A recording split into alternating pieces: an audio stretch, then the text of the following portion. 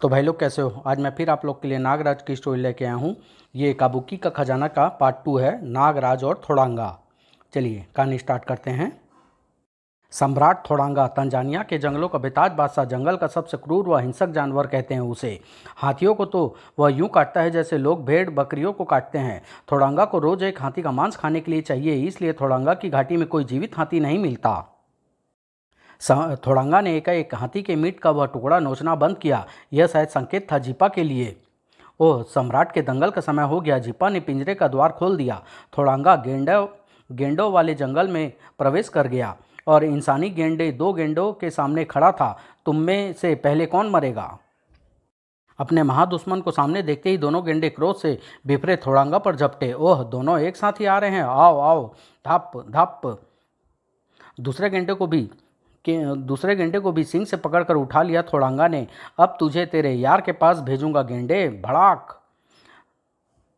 थोड़ांगा ने भयंकर हुंकार भरी आश्चर्यजनक रूप से उसका सिर गर्दन में समा गया। तू तो गया बेटे। भड़ाक। इसी क्षण दूसरे गेंडे ने थोड़ांगा पर टक्कर जड़ दी। पट से थोड़ांगा का सिर बाहर निकला। थोड़ांगा से मजाक करता है? तू पहला और आखिरी गेंडा है जिसने थोड़ांगा पर वार किया। सम्राट थोड़ांगा, सम्राट थोड़ांगा, सम्राट थोड़ांगा। भयानक रूप से गेंडा थोड़ांगा पर झपटा। इतनी ही तेजी से टकराए थोड़ांगा के सींग गेंडे के सींगों से। इस टक्कर से मैं धरती को पताल में भेज सकता हूँ बेटे। बेहद हिंसक हो चुका थोड़ांगा ने अधमरे गेंडे को सींग पकड़कर उखाड़ दिया। गेंडों के मरते ही जीपा ने बाड़े में प्रवेश किया। मुबारक हो सम्राट थोड़ांगा। इन दोनों की लाशों को ठिकाने लगा दिया जाए। ठिकाने लगा दो जीपा। थोड़ांगा वापस अपने टब में आकर फैल गया। मेरा मकसद अभी अधूरा है। काबुकी का खजाना चाहिए मुझे, और खजाना तब तक मुझे हासिल नहीं हो सकता जब तक गुरु एलिफेंटा अपने मकसद में कामयाब नहीं हो जाते। उफ। तभी सम्राट थोड़ांगा। गुंटारा गुंटारा मर गया। सम्राट थोड़ांगा गुंटारा मर गया? क्या बक रहा है हरामजादे? कैसे मर गया गुंटारा? सम्राट नहीं, वह नाग मानव नागराज। उसने गुंटारा के शिकारा को छुड़वा लिया। गुंटारा का काटा गुंटारा मोम की तरह पिघल गया। वैल की तरह उछलकर वह टब से बाहर निकल आया। जीपा, तू तो कहता था कि तूने उस नागमानव नागराज को हथौड़े से मार डाला है। वह गुंटारा की घाटी कैसे पहुंच गया? मैंने उसे मार डाला था सम्राट थोड़ांगा। मेरे हथौड़े की एक चोट ही उसके लिए काफ़ी थी। नहीं जीपा, नागराज के लिए तेरी एक चोट काफ़ी नहीं थी, वरना वो उस फॉरेस्ट ऑफिसर डैनियल को बचाने कैसे पहुंच जाता। उफ, तेरी एक गलती से गुंटारा मौत के मुंह में समा गया। मुझे क्षमा करे सम्राट थोड़ांगा, मैंने नागराज की शक्ति को कम आंका था। उफ, लेकिन नागराज को गुंटारा घाटी तक पहुंचाने में जरूर किसी जंगली कबीले ने मदद की है। सम्राट थोड़ांगा, मैंने मकालू के सरदार ओसाका को गुंटारा की घाटी के निकट देखा था। मकालू सरदार ओसाका? मकालू, जाओ अपने हथौड़े को मकालू के बच्चे बच्चे के खून से नहला दो। जाओ जीपा। ठीक उसी पल सम्राट, तुम गेंडा कहाँ है? सम्राट थोड़ांगा, हमने गेंडे को लगभग पकड़ लिया था, लेकिन तभी उस नाग मानव ने सम्राट, उसके अंदर से सांप छूटते थे, उसने हमें मार पीट कर हमसे गेंडे को बचा लिया। नागराज, मैं तुम्हें कच्चा चबा जाऊंगा। तो क्रुद्ध थोड़ांगा ने उन जंगलियों को गेंडे के पांव तले को चलवा दिया। फिर जीपा, सीसी नाम की वह सुंदरी कहाँ है? उस फॉरेस्ट ऑफिसर की बीवी है ना वो? सम्राट थोड़ांगा, उसे गुफा में कैद किया है मैंने। और फिर चल पड़ा जीपा मौत के तांडव मचाने मकालू की ओर। उधर नागराज डैनियल के साथ गुंटारा की घाटी से बाहर निकला। नागराज, यहाँ के जंगली कबीलों का बच्चा बच्चा थोड़ांगा की घाटी का पता जानता है। अब हमें थोड़ांगा की घाटी पहुँचना है, लेकिन थोड़ांगा के भय से कोई अपनी जुबान नहीं खोलेगा। मकालू का सरदार ओसाका जरूर हमारी मदद करेगा। ठीक उसी क्षण मकालू कबीले पर तबाही दस्तक दे रही थी। जीपा, कहते हैं जीपा का हथौड़ा जब उठता है तो तबाही आ जाती है, लाशों के ढेर लग जाते हैं। सम्राट थोड़ांगा से नमक हरामी, आज के बाद कोई ये दुस्साहस नहीं करेगा। और लाशों के ढेर भी लग गए। शीघ्र ही बुरी तरह आतंकित बचे कुचे कबीले के लोग जीपा के पैरों पर आ गिरे। बस जीपा बस, और कहर मत बरसाओ, रोक लो अपना हाथ, प्राणों की भीख दे दो हमें। नहीं, जालिम के सामने अपना सिर मत झुकाओ, कट जाने दो ये सिर। ओसाका, जीपा कभी भीख देता भी नहीं, हरामजादे। आह, और अब हथौड़े की एक ही वार में मैं तुम सबको हमेशा के लिए जीपा के आतंक से मुक्त कर दूंगा, और तुम्हारी लाशें सम्राट थोड़ांगा से नमक हरामी करने वाले दूसरे कबीलों के लिए सबक होगी। हा हा हा हा। एक साथ कई चीखें गूंज उठी। भड़ाक आई। हा हा हा, क्यों ओसाका, कैसा लगा दृश्य? कमीने जिपा, नागराज को पता लगेगा तो वो तुझे तड़पने का भी मौका नहीं देगा। मगर मैं तुझे तड़पने का पूरा मौका दूंगा ओसाका। लेकिन जिपा का हथौड़ा नीचे नहीं आ पाया। नागराज, नागराज तुम आ गए। नागराज, खत्म कर दो इस कमीने को, इसने मेरे पूरे कबीले को शमशान बना डाला है। नागराज, घबराओ नहीं सरदार ओसाका, अब ये जिंदा नहीं बचेगा। अगले ही पल फुस, इन केंचुओं का जहर मुझ पर असर नहीं करता नागराज। जीपा का हथौड़ा ओसाका के सिर से टकराया और वह बेहोश हो गया।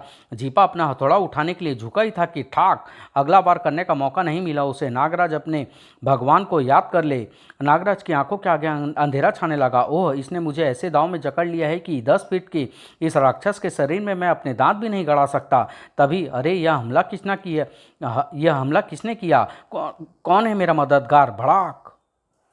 हमलावर को देखते ही नागराज को आश्चर्य का झटका लगा। अरे, यह तो सतरंगा है। वाह दोस्त, आज तुम्हारे कारण नागराज के प्राण बच गए। गेंडे को देखते ही जीपा ने एक भयंकर हुंकार भरी। ठीक इसी पल गेंडा पुनः जीपा पर झपटा।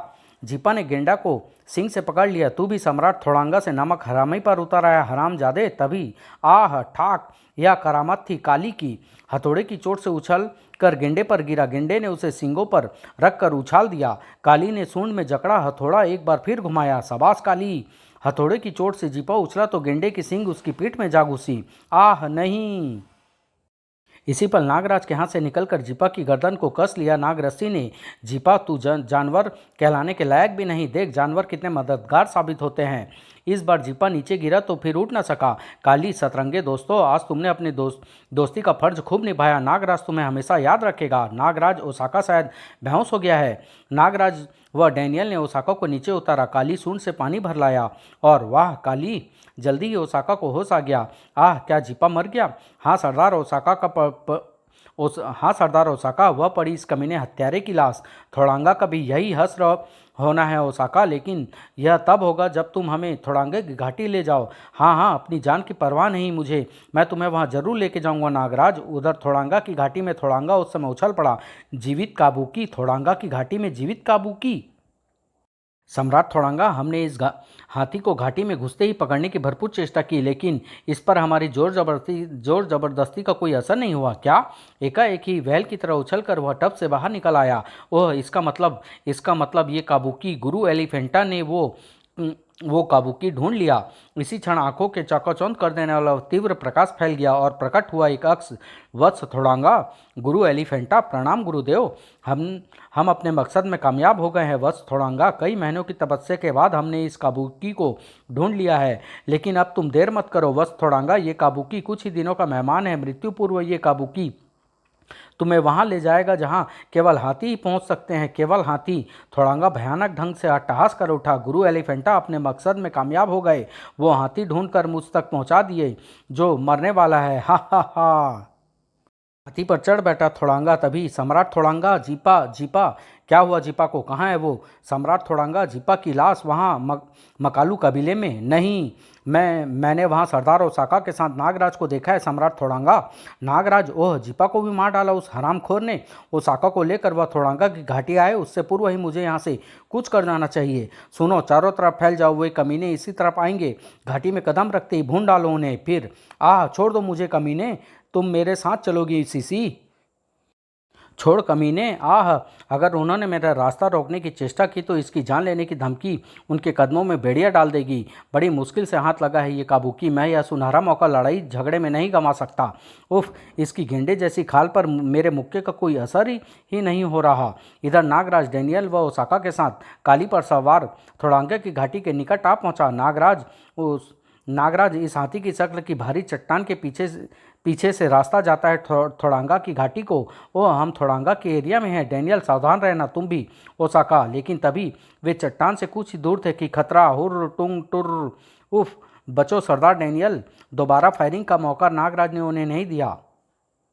सर पर रस्सी पर झूलता हुआ नागराज जंगलियों के लिए कहर बन गया। धूम धाड़।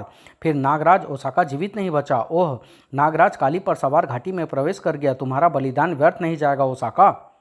थोड़ांगा की घाटी में पहुंचते ही चारों तरफ से घिर गया काली। ओह, थोड़ांगा के पालतू कुत्ते, इनके लिए विषैली फुंकार। नागराज, खतरा। भयानक रूप से नागराज के मुंह से फूट निकली विष फुंकार जंगलियों में भगदड़ मच गई। इसी क्षण एक फायर गुंजा और काली के करुण चिंगार से चप्पा चप्पा गूंज उठा। काली! पेड़ के पत्तों में छिपा जंगली नागराज की विष बुझी निगाहों से बच न सका और दर्द से चिंघाड़ता काली नीचे बैठ गया। नहीं काली नहीं, कदम कदम पर साथ दिया है तूने हमारा, मंजिल पर पहुंचकर साथ छोड़ दे रहा है तू। उफ! फिर एकाएक ही सुलग उठा नागराज। तेरी कसम काली, इस घाटी में अब एक भी थोड़ांगा का कुत्ता जीवित नहीं बचेगा। आगे आगे बढ़ते जंगलियों पर मौत बनकर टूट पड़ा नागराज। डैनियल ने गोली वर्षा कर दी। एक जंगली रंगीन गेंडों के पिंजरे तक जा पहुंचा और जाओ कुचल डालो दुश्मनों को। गेंडों के साथ भागने से मानो धरती पर भूचाल आ गया। भूचाल का कंपन महसूस करते ही चौंक कर पलटा नागराज। ओह, थोड़ांगा के रंगीन गेंडे, ये सब इसी तरफ आ रहे हैं। नागराज, ये हमें कुचल डालेंगे। लेकिन इससे पूर्व कि एक भी गेंडा उन तक पहुंच पाता, सतरंगा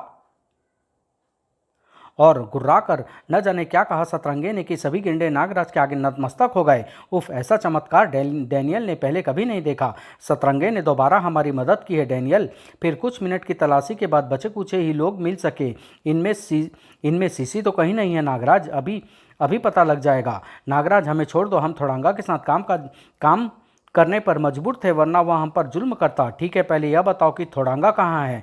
थोड़ांगा काबुकी पर सवार होकर कैदी युवती सीसी के साथ काबुकी का खजाना लेने गया है। उसके गुरु एलिफेंटा ने अपने योग बल पर उसे एक ऐसा काबुकी ढूंढ दिया था जो कि मरने वाला है। ओह, अब क्या होगा नागराज, हम काबुकी के खजाने तक कभी नहीं पहुंच पाएंगे। सीसी को अब हमेशा के लिए खो चुका हूं मैं। हिम्मत मत हारो डैनियल, ईश्वर पर भरोसा रखो, वह अवश्य कोई रास्ता। बुरी तरह चौंक कर पलटा नागराज। काली! नागराज, ये हमसे कुछ कह रहा है। ये हमें अपनी पीठ पर बैठने का संकेत कर रहा है डैनियल। दोनों को लेकर चल पड़ा काली। ये जा कहाँ रहा है? इसके माथे पर गोली लगी है। उफ! तंजानिया के भयानक जंगल, जहाँ सूर्य की रोशनी का एक जर्रा भी नहीं पहुँच पाता। काली नागराज व डैनियल को लिए निकला जा रहा था। उफ! इतना अंधेरा, हाथ को हाथ सुझाई नहीं देता। फिर एकाएक जंगल तेज रोशनी से नहा उठा। कांप उठे नागराज व डैनियल वह दृश्य देखकर। उफ! अंगारों की धरती, काली अंगारों पर चल रहा है। असहनीय पीड़ा सहता काली बढ़ता रहा। दोनों सांस रोके उसकी पीठ पर चिपके रहे। कैसे कैसे मायाजाल है अफ्रीका के इन जंगलों में। धरती ही अंगारा बनी है, गर्मी भी कितनी है। उफ! किंतु ये काली जा कहाँ रहा है? अंगारों की धरती से निकलकर काली पहुंच गया नुकीली विसीली कांटीली झाड़ियों में। 1 फीट लंबे नोकीले कांटे मैंने आज तक नहीं देखे। आदमकद कांटीली झाड़ियाँ, लंबी जहरीली कांटे काली की सख्त खाल को भी चीरते चले गए। काली की कांटों की घाटी से बाहर निकलते ही दोनों की आंखें एक बार फिर आश्चर्य से फैल गई। उफ! नागराज, काली के पांव पर सांप बिच्छू लिपटे हैं। नहीं! नागराज ने विष भरी फुंकार फेंकी। इन जहरीले सांप बिच्छुओं को काली से अलग करना होगा, अन्यथा ये ऊपर चढ़कर डैनियल को ढस लेंगे। और अब काली बढ़ रहा था उस नुकीली चट्टान की ओर। आगे तो कोई घाटी लग रही है नागराज। मुझे तो इसमें कोई रहस्य लग रहा है काली, इस प्रकार इतने खतरनाक रास्तों से होकर। काली को गोली लगी है कहीं काली? उफ! नहीं! कुछ सोचते सोचते नागराज के रोंगटे खड़े हो गए। उधर थोड़ांगा का काबुकी सब बाधाओं को पार कर जहां पहुंचकर रुका। काबुकी का खजाना! उफ! एकाएक काबुकी लड़खड़ा कर बैठ गया और अरे, इसने तो दम तोड़ दिया। कितना विशाल हाथी दांत का भंडार, अरबों खरबों का खजाना। हा हा हा! आखिर मैंने पा लिया काबुकी का खजाना। थोड़ांगा, ये खजाना सरकार की अमानत है। देश की उन्नति व सेलेस गेम रिजर्व के जानवरों की सुरक्षा के लिए इसका उपयोग होगा। तुम बेवकूफ़ है सीसी, कई माह से जंगलों में डेरा डाले पड़ा हूँ सिर्फ इसकी एक झलक पाने के लिए। इस पर केवल मेरा अधिकार है। हा हा हा! लेकिन तुम इतना विशाल खजाना लेकर कैसे जाओगे? बेवकूफ़ लड़की, थोड़ांगा पहले ही इंतजाम करके चला है। वह देख, ओह! यह तो पूरी तैयारी के साथ आया है। हाथियों के निकट आते ही थोड़ांगा जंगली भैंसे की तरह डकारा। यह सारा खजाना हाथियों पर लाद कर थोड़ांगा की घाटी ले चलो। काश मैं नागराज को किसी तरह यहाँ ला सकती। इधर काली के घाटी में उतरते ही नागराज व डैनियल चमत्कृत रह गए। काबुकी का खजाना चारों तरफ बिखरा पड़ा, लाखों टन हाथी दांत दोनों नीचे उतर आए। काली, हमें काबुकी के खजाने तक ले आया नागराज, तो मेरा शक सही निकला। उफ! काली, तुमने दोस्ती का फर्ज अदा कर दिया। इसी क्षण काली लड़खड़ा कर गिर पड़ा। काली नहीं, काली! दोनों के देखते देखते काली ने प्राण त्याग दिए। उफ! डैनियल, काली के मस्तक पर गोली लगी, इसे काबुकी के खजाने की ओर ले आई, यहाँ जहाँ आकर उसने अपने प्राण त्याग दिए हैं। लेकिन मरते मरते भी ये एक नेक काम कर गया। तभी घाटी हाथियों की चिंगाड़ों से गूंज उठा। हाथियों की चिंगाड़ों की आवाज़ें नागराज निकट ही कहीं बहुत से हाथी है, लेकिन यहाँ तो केवल वही हाथी आते हैं जो मरने वाले होते हैं। कुछ गड़बड़ लगती है। डैनियल, आओ मेरे साथ। कुछ और आगे बढ़ते ही, जल्दी जल्दी करो थोड़ांगा, सीसी। ओह, ये हमसे पहले ही यहाँ पहुँचा है। सभी हाथी उस मृत काबुकी के पीछे पीछे यहाँ पहुँचे हैं, अन्यथा यहाँ वह हाथी नहीं पहुँच सकता जिसकी उम्र अभी लंबी है। थोड़ांगा का काफिला तैयार हो गया तभी, थोड़ांगा, कमीने, हत्यारे, मैं तुझे नहीं छोड़ूंगी। ओह, यह क्या? आह, तो यह तुम्हारी हरकत है। मुझे तुम्हारी यह हरकत भी पसंद आई सीसी, क्योंकि अब तुम्हें इन्हीं दांतों व हड्डियों के बीच रहना है। मैं तुम्हें यहीं छोड़कर जा रहा हूँ सीसी। ठीक इसी पल अपने अपने हाथी पर चढ़ते जंगलियों में भगदड़ मच गई। सम्राट थोड़ांगा, बचाओ! आह, सांप ही सांप! ये सांप कहाँ से आ गए? वह दृश्य देखकर तो उछल ही पड़ा थोड़ांगा। सांप यहाँ भी? हा हा हा, कुत्ते थोड़ांगा, ये सांप नागराज के हैं। वह आ पहुंचा है। हत्यारे, तूने मेरे डैनियल को मरवा डाला। नागराज तेरी कब्र यहीं बनाएगा। हा हा हा। क्यों थोड़ांगा, अभी तो सैकड़ों टन खजाना पड़ा है यहाँ, इसे यहीं छोड़ जाओगे क्या? ओह तुम! थोड़ांगा खूनी स्वर में गुर्रा उठा। नागराज, बहुत दिनों से तेरी तमन्ना थी, मुझे आज तुझे खत्म करके अपने सारे नुकसान की क्षतिपूर्ति कर लूँगा मैं, लेकिन उससे पहले मैं तुम्हारी इस चहेती का खत्म करूँगा। लेकिन इससे पहले कि थोड़ांगा की टक्कर सीसी के परखच्चे उड़ा देती, सीसी, आह, धड़ाक। उफ डैनियल, तो तुम जीवित हो डैनियल? हाँ सीसी, नागराज यह उपकार किया है मुझ पर। नागराज ने हाथी के मस्तक पर अंकुश के प्रहार करके उसे उत्तेजित किया। परिणाम स्वरूप अब तेरा अंतिम समय आ गया है थोड़ांगा। गिर पड़े थोड़ांगा के सीने पर पांव रख दिया हाथी ने। ओह, थोड़ांगा की ताकत देखना चाहता है मूर्ख? थोड़ांगा ने पांव उमेट कर हाथी को उठा लिया। देख ले थोड़ांगा की ताकत, तुम्हारे जैसे 10 के लिए भी थोड़ांगा अकेला ही काफ़ी है। फिर नागराज, अब तेरी बारी है। उठते हुए नागराज पर चीते की तरह टूट पड़ा थोड़ांगा। बच मेरा वार! धड़! भयानक हुंकार भरते थोड़ांगा का सिर कछुए की तरह गर्दन में समा गया। थोड़ांगा गेंडे की तरह कंधे झुकाए नागराज पर झपटा। ओह, इसका सिर तो अंदर घुस गया है। मुझे इसके इस भयानक वार से बचना होगा। ऐन समय पर नागराज नागरस्सी पर झूल गया और थोड़ांगा जा टकराया हाथी से। हाथी पर लदे हाथी दांत के खजाने का ढेर थोड़ांगा पर आ गिरा। इधर डैनियल बचे कुचे जंगलियों को अपनी बंदूक का निशाना बना रहा था। तुम सब की कब्र यहीं बनेगी। धाएं धाएं धाएं! कि सीसी भी दुश्मनों पर टूट पड़ी थी। आओ आओ कुत्तों! उधर नागराज और थोड़ांगा आमने सामने थे। नागराज, आज तुम्हें मारकर मैं विश्व के सभी महान अपराधियों को तुम्हारे आतंक से मुक्त कर दूंगा। बेटे थोड़ांगा, मैं तुझे खत्म करने अफ्रीका के जंगलों की खाक छानता हुआ यहाँ तक आया हूँ। दोनों शैतान आपस में भिड़ गए। आज तुझे कोई शक्ति नागराज के हाथों मरने से नहीं बचा सकती। नागरस्सी थोड़ांगा की कलाई को नागराज की कलाई से बांधती चली गई। इसी पल थोड़ांगा ने नागराज को उछाल दिया। ओफ! पर चूंकि दोनों की कलैया आपस में बंधी थी, अतः थोड़ांगा भी पीछे गिरने पर विवश हो गया। नागराज पुनः उछला और थोड़ांगा भी उछल कर खड़ा हो गया। तभी धड़ाक! हा हा हा! धाड़ धाड़! हा हा हा! नागराज की सर्पों की सेना। हाँ हाँ, काटो मुझे और तुड़वाओ अपने दांत।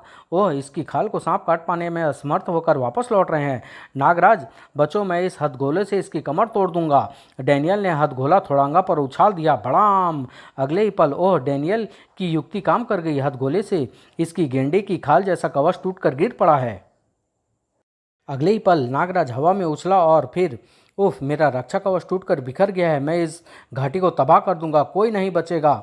इन हाथियों के थैलों में गोला बारूद भरा है। अगर मैं इस सारे गोला बारूद को उड़ा दूं तो घाटी में तबाही आ जाएगी। हा हा हा! हा हा हा! बड़ाम बड़ूम धड़ाम! थोड़ांगा, रुक जा हत्यारे, मत मार इन निरीह प्राणियों को। भड़ाक! आह! बमों व बारूद के धमाकों से घाटी धुआं धुआं हो गई। ओह, नागराज कहाँ हो तुम? धुआं छटा तो थोड़ांगा वहां से गायब था। नागराज, थोड़ांगा कहाँ है? धुएं का वह मौके का लाभ उठाकर वह शायद फरार हो गया है। डैनियल, वह बचना नहीं चाहिए था। नागराज कब तक बचेगा वह? एक न एक दिन तो उसे नागराज के हाथों मरना ही है। तब नागराज, हम थोड़ांगा को खोकर भी जीते हैं। वह देखो काबुकी का खजाना। हाँ, लेकिन अभी एक समस्या है। हम इसे यहाँ से लेकर कैसे जाएंगे? अब यह कार्य भी मुझ पर छोड़ दो। और फिर नागराज के शरीर में वास करने वाले हजारों सांप के नेता नागानंद ने काबुकी का रास्ता पहचान लिया। इस प्रकार जंगल की सफाई का काम आरंभ हुआ ताकि वहां पहुंचकर खजानों की ट्रकों में लाद कर लाया जा सके। जबकि शैलेश गेम रिजर्व के जंगलों में विदा लेते नागराज की आंखें नम थी। दोस्त काली, इस जंगल में अगर मैंने कुछ खोया है तो वह तुम हो दोस्त। नागराज, फरिश्ते की तरह हमेशा याद आओगे। समाप्त। जल्द ही थोड़ांगा की मौत का भी कॉमिक्स लेके आऊँगा।